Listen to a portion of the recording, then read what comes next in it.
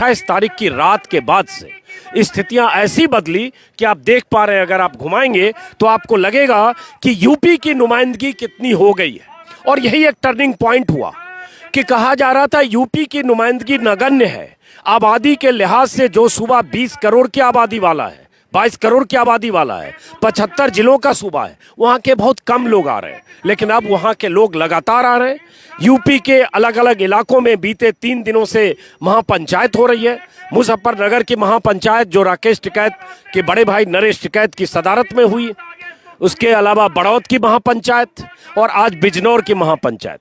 हर महापंचायत में इतनी ज्यादा तादाद में किसानों की मौजूदगी है जो सत्ता प्रतिष्ठान योगी और मोदी के राज के लिए चिंताजनक है। और ये सिग्नल और ये संदेश यूपी की राजधानी लखनऊ और देश की राजधानी दिल्ली तक भी पहुंच रही है।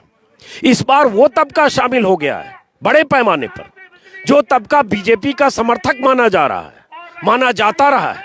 और वो तबका, वो किसान शामिल हुए हैं जिन्होंने 2019, 2014, 2017 में भी योगी और मोदी को वोट दिया है। और यहां भी कुछ ऐसे किसान बैठे हैं जो 69 दिनों से चल रहे इस आंदोलन में पहली बार आए। 3 दिन पहले राकेश टिकैत ने उस दिन, जिस दिन यहां बहुत हताशा वाला माहौल था, किसी चैनल से बातचीत में उन्होंने कहा कि मैंने भी बीजेपी को वोट दिया, फिर भी मेरे साथ ऐसा हो रहा है, अन्याय हो रहा है, किसानों के साथ अन्याय हो रहा है। तो उन्होंने अपने दिल की बात जो उनकी आई वो एक वोटर की बात थी, जिससे उन्होंने ये बताया कि मैं बीजेपी का वोटर हूं। अब ये जो बहुत बड़ी जमात है, इसमें बहुत बड़ी जमात किसानों की वो है जो बीजेपी के वोटर हैं। तो ऐसा क्या हुआ कि बीजेपी के वो सारे वोटर उठकर यहां आ गए और इस बीच महापंचायत हो रही है। तो इन सबको समझने की कोशिश करते हैं कि क्या कुछ बदला है। कहां से आए आप लोग? हम साथ जिला हाथरस के गांव करील से आए हैं। और जब 27 तारीख को हमने मतलब टीवी पे हम देखते रहते थे, तो जब आंखों में आंसू फूट फूट कर रोए टिकैत जी, तो हमारे आंखों में और हमारे बच्चों के आंखों में आंसू झलक आए। और मैं अब भी कहना बड़ा मुश्किल से सोच रहा हूँ, मगर नहीं कह सक रहा हूँ। उसी दिन से हम यहाँ भूखे प्यासे और जैसे थे उसी स्थिति में आए। और हमारे गांव करील में जहाँ हम एकत्रित हुए उस स्कूल में, वहाँ पर पुलिस आ गई, 10-15 जवान पुलिस के, और उन्होंने मना किया। हमारे सब नाम लिख लिए, कौन कौन जा रहा है क्या है, हम नहीं माने। तो उन्होंने कहा कि उपद्रव होगा तो तुम्हारी जिम्मेदारी होगी। मैंने कहा जो कुछ होगा तो हम देखेंगे, पर हम जाएंगे जरूर। तो हमें हाईवे पर नहीं चढ़ने दिया। राया से हम जैसे हाईवे पर चढ़ते हैं, नहीं चढ़ने दिया। तो हम गांव में होके पूरी रात धक्का खाते आए कच्ची गैल पे।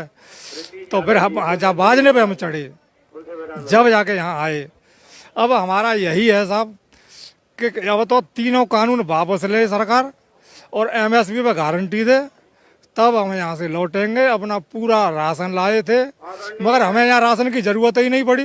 ये बताओ कि आप लोग अभी एक ट्रॉली में हैं ये लोग, और सब लोग हाथरस जिले के हो?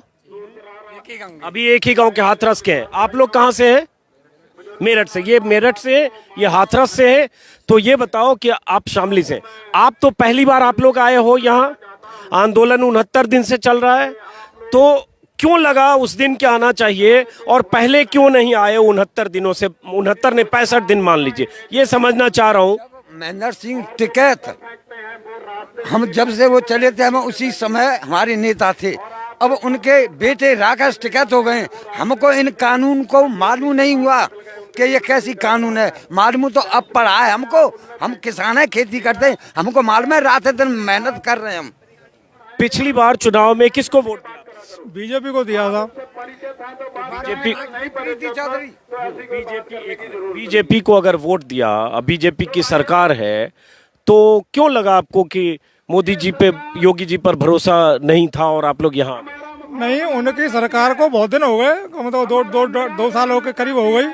तो अब तक कोई बदलाव नहीं दिखा, मतलब जो जमीन पे जो नियमों के उतार होने चाहिए थे वो जमीन पे नहीं है कुछ, कागजों पे तो करते रहिए मगर जमीन पे कुछ नहीं है। झूठ बोलते रहे कि हम ये करेंगे किसानों के लिए, वो करेंगे, हमारा कोई नहीं अनाज हिसाब से भी करा, ना कोई दूध भी करा, ना कुछ हो रहा। सब सब्जी हमारी मट्टी के भाव जा रही हैं। तो अब जब किसी कोई काम हो, जब उसको उसमें अंदर घुसता है, देखता है, जब मालूम पड़ता है कौन कैसा है।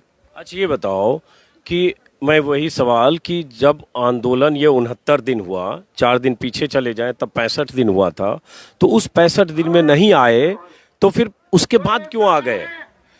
हाँ वो ऐसा है कि पहले तो आंदोलन धीमी गति से चल रहा था, तो हम भी थोड़े से मतलब चैनल पर हर समय हम देखते रहते थे कि क्या हो रहा है, क्या हमारी दिलचस्पी थी हमारी। मगर उस दिन जब आंसुओं को देख करके फिर तो दिल ही आत्मा ने ऐसी आगाज करी कि भाई तुम्हें किसी रूप में पहुंचे हम, चाहे मरें चाहे जिंदे रहें, मगर हमें पहुंचना है और हमें अपना जो कुछ बने वो करना है। आपके इलाके से और कितने लोग आए? हमारे इलाके से इस समय 60-70 के करीब लोग हैं, कुछ गाड़ियां आती जाती रहती हैं और हम तो यहाँ डटे हुए हैं, 50 लोग हैं हम यहाँ पर। अब ये बताइए आपको क्यों लगा 3 दिन पहले कि यहाँ आना चाहिए? हमको इसलिए लगा था कि जैसे टिकट साहब यहाँ मीटिंग कर रहे थे, टिकट साहब ने भाषण दिए, उस भाषण को सुन करके उन्होंने रोए, तो हमको उनकी बात को सुन करके हमें बहुत दुख हुआ। उसी टाइम हम गांव से 60-50 आदमी का ट्रैक्टर लेकर के गांवों के द्वारा निकल के यहाँ दिल्ली पहुँचे। इस धरना में हम शामिल हो गए हैं और हम तीनों कानूनों को वापस चाहते हैं। आपने किसको वोट दिया था? बीजेपी को दिया था। तो अगर बीजेपी को वोट दिया और बीजेपी सरकार जो प्रधानमंत्री हैं, मोदी हैं, योगी हैं, वो सब कह रहे हैं ये कानून बहुत फायदा होगा, मंडियां मिलेगी, प्राइवेट मंडी होगी, कॉन्ट्रैक्ट फार्मिंग होगा और किसानों को फसल अपनी मन मुताबिक बेहतर बाजार मिलेगा बेचने के लिए, एमएसपी अभी नहीं मिलता है तब एमएसपी के हिसाब से या बढ़ी हुई कीमत पर, ज़्यादा कीमत पर बेच पाएंगे।